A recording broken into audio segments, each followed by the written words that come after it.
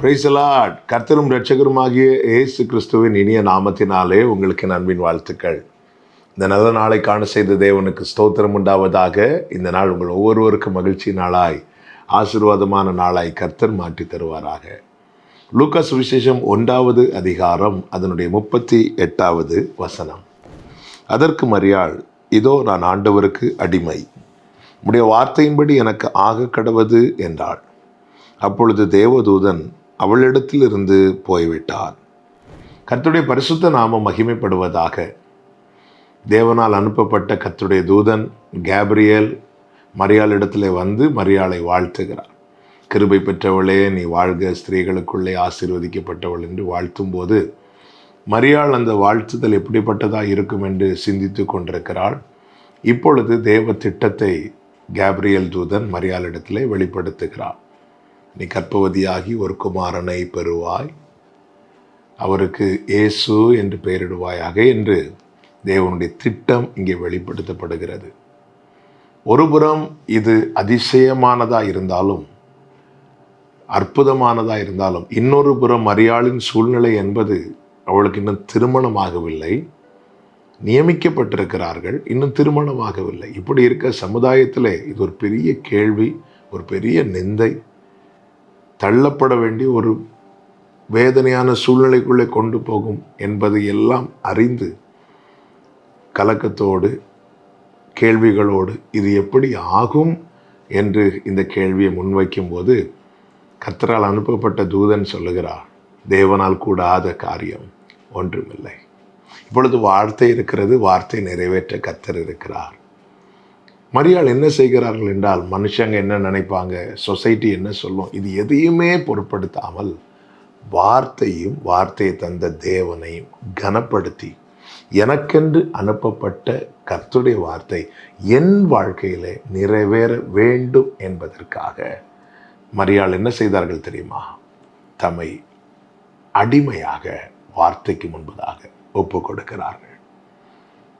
என் வாழ்க்கையில் நீர் எனக்கென்று அனுப்பின வார்த்தை நிறைவேற வேண்டும். இதோ நான் ஆண்டவருக்கு அடிமை, உம்முடைய வார்த்தையின்படியே எனக்கு ஆக கடவது. பிரியமான கர்த்தருடைய பிள்ளைகளே, வார்த்தை நமக்காய் அனுப்பப்படுகிறது. யாக்கோபு கண்ட காட்சி என்ன? தேவதூதர்கள் இறங்குகிறதும் ஏறுகிறதும். இதை தான் யாக்கோபு காண்கிறான். வார்த்தையுமாய் இறங்குகிறார்கள், நம்முடைய அர்ப்பணிப்பை கொண்டு ஏறுகிறார்களா? தூதன் வார்த்தையுமாய் மரியாளிடத்தில் இறங்குகிறான். மரியாள் அதை ஏற்றுக்கொண்டு, என் வாழ்க்கையில் வார்த்தை நிறைவேற வேண்டும், எனவே நான் என்னை ஆண்டவருக்கு அர்ப்பணிக்கிறேன் என்று அர்ப்பணித்த போது தூதன் போய்விட்டான் என்று வேதம் சொல்லுகிறது. அப்பொழுது தேவதூதன் அவளிடத்திலிருந்து, எப்பொழுது? வார்த்தையை மரியாள் ஏற்றுக்கொண்டு அர்ப்பணித்த போது. அதன் பிறகு நடந்தது நமக்கு தெரியும். மரியாள் வாழ்க்கையிலே வார்த்தை நிறைவேறினது. யோசேப்பு மரியாளை தள்ளிவிடலாம் என்று எண்ணினான். ஆனால் கர்த்தர் தூதனை அனுப்பி அந்த காரியத்திலே அனுகூலம் செய்தார்.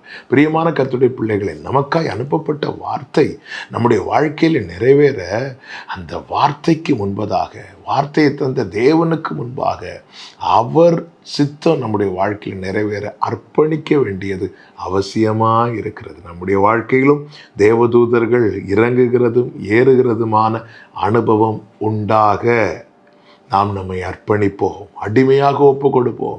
அப்படி ஒப்பு கொடுக்கும்போது நமக்கு சொல்லப்பட்ட வார்த்தைகள் நம்முடைய வாழ்க்கையில் நிறைவேறும் என்பதிலே சந்தேகம் இல்லை. மரியாள் பார்த்தீர்களா? ஸ்திரீகளுக்குள் ஆசீர்வதிக்கப்பட்டவர்கள். அப்படி இருந்தும் வார்த்தைக்கு முன்பதாக, வார்த்தையை தந்த தேவனுக்கு முன்பாக தன்னை அடிமையாக அர்ப்பணித்ததை வேதம் நமக்கு காண்பிக்கிறது. தேவன் பெரியவர், நம்பி நமக்கு வார்த்தையை அனுப்புகிறார். என் பிள்ளை ஏற்றுக்கொள்வான், என் மகள் ஏற்றுக்கொள்வாள் என்று. வார்த்தை கேட்க ரொம்ப நல்லா இருக்கிறது. ஆனால் அந்த வார்த்தைக்கு முன்பதாக, அந்த வார்த்தை பூரணமாய் நம்முடைய வாழ்க்கையில் கிரியை செய்ய அடிமையாய் அர்ப்பணிக்கிறோமா? அர்ப்பணிப்போம். வார்த்தை நிச்சயமாய் நம்முடைய வாழ்க்கையாய் மாறும், நம்முடைய வாழ்க்கையில் நிறைவேறும். செபிக்கலாம? நல்ல தகப்பனே, மரியாள் வார்த்தை நிறைவேற தங்களை அடிமையாய் அர்ப்பணித்தது போல, ஆண்டவரே, நீர் எங்களுக்கென்று அனுப்பின வார்த்தை எங்கள் வாழ்க்கையில் நிறைவேற எங்களை அர்ப்பணிக்கிறோம். இயேசுவின் நாமத்தில் பிதாவே, ஆமென்.